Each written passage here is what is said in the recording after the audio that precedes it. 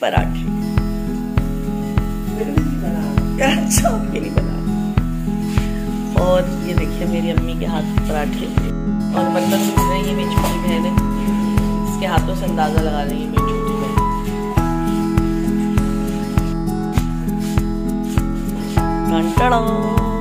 नाश्ता। और डैडी शेव कर लिया आपने? गुड। ये देखिए मम्मी के घर रात भर लूना बाहर थी, अब लूना जो है तो चली गई है, तो मैं बाहर आई। अम्मी के कबूतर और पापा के कबूतर।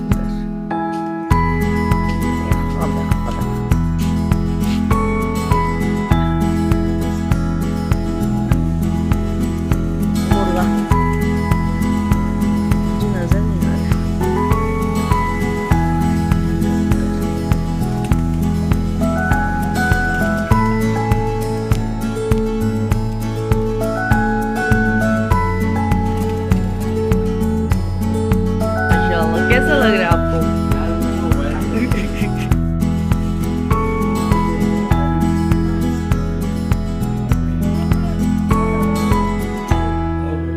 अभी और बड़ी होगी तेरे जितनी हो जाएगी।